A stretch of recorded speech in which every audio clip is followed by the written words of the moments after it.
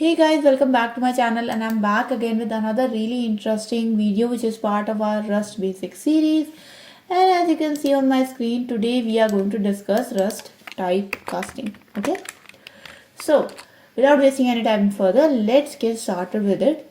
So first thing first guys, what is typecasting? So typecasting is a way which allows us to convert variables of one data type into another data type, and in case of Rust we have to explicitly do that with the help of a keyword. Okay, now I'll try to explain it with the help of an example. Let's say if I want to convert a float variable into an integer variable. Okay, how can we do that? Let me define a float variable for you. So let's say I have a float variable called as float pi. So this is the pi value, but it's in decimal. Okay, it's in float. So let's say it's a floating point 64 and it becomes equals to 3.14. Okay, you can take floating point 32 also, because 3.14 is not that huge of a value, but yeah, I have taken floating point 64. I want to now convert this from float to integer. Okay, how can I do that? Integer underscore pi, and let's say I do something like this. So I64 equals to float pi, but here I do float pi as I64. So this as keyword here is actually the key thing.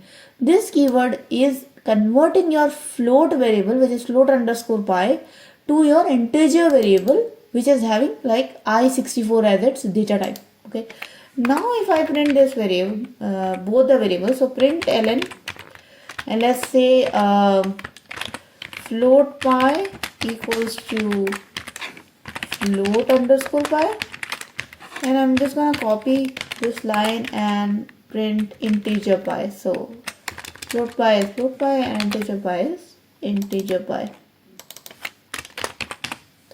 Now let me run this code and let's see if this works for our problem statement. And there you go guys. So sorry, it's not flat, it's float. So here you guys, you can see that it prints the float variable with decimal points and it prints the integer variable with no decimal points, right? Because now we have typecasted it. Okay, obviously you can do a whole lot of things with it, right? We know that 3.14 is having only a single integer value, right? So this is a single integer value, so I can even convert it into a smaller integer bucket as well. So I can use something called as u16. Okay, so we know it's a positive integer, so I can convert it into u16, so that it actually it's pretty clear that in this integer pi is a positive variable and this float variable is going to be converted into a positive variable, and here it works too. So main thing is using the as keyword to actually explicitly convert a variable from one data type to another. Now there are certain interesting conversions which we can do. Let's say I have a character variable. Okay, let's say char a.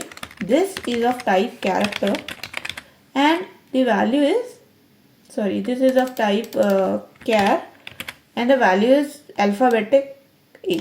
Okay, so let's say now I want to actually print the ASCII value of this alphabet a. How can I do that? So I can just create a variable here, for example integer a, and I can just do char a as whatever is the data type. So I can just use u16, right?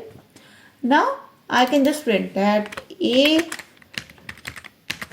character and then I can say a integer. Okay, so this is your character a, which is the character value of a, and this is the integer value of a, or ASCII value as you guys might know it.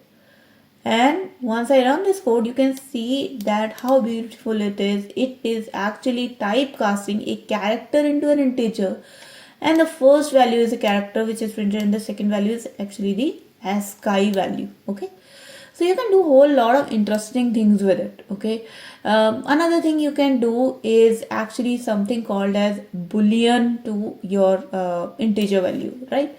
So let's say I've got a boolean variable, so bool true. And this is a boolean variable, so bool, and let's say the value is true here, right? Now I want to convert this boolean variable to an integer variable, so integer true becomes equals to bool true as u16. Okay, now the thing is, guys, why I am using u16, why I am not using a different integer data types like, you know, I16 or I32. The thing is, you can actually use any integer data type until and unless that you're sure that the value which is there in the the variable which you want to typecast can actually fit into that bucket. So in this case, we know, guys, that boolean is true or false, and if I print the integer value of it, you will see that boolean true is actually 1, false is actually 0. So there are only single integer digits, and they can definitely fit under I16 or even I8 or U8, right? So even U8 would actually suffice it to be okay. I can just print here that, so bool true becomes equals to bool true, and the integer value of true is equals to int true. So int true becomes equals to int true.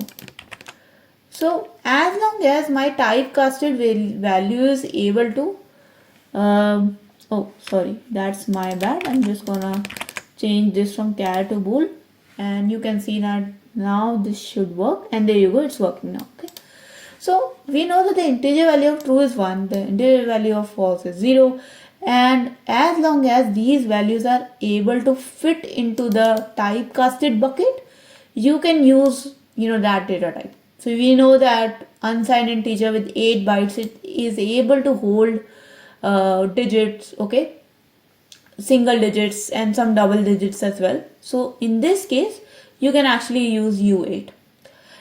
If there was a bigger value, let's say if you want to store 1,000,000.22222 into an unsigned integer 8 and into U8, then you will get an error. Okay. Now these are the things. There are certain limitations of typecasting. Let's see how that goes. Okay, so not all data types can be converted into one another. That's what I was trying to say. Let's demonstrate it.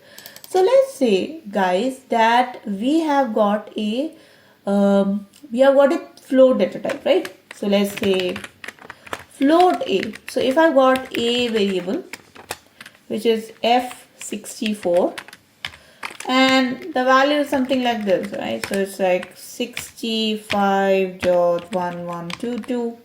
Okay, let's make it 3. Okay, now if I want to convert this variable into a character variable, right? So let's say char a becomes equals to is a char data type, and I want to convert this float a into char. So float a as char.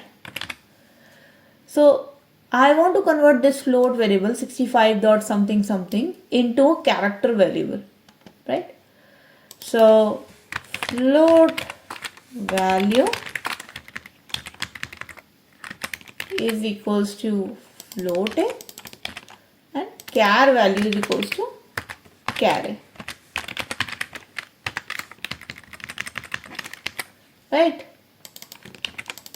Now, do you guys think this is going to work? So we all know that the ASCII value of A is 65, right? We all know that.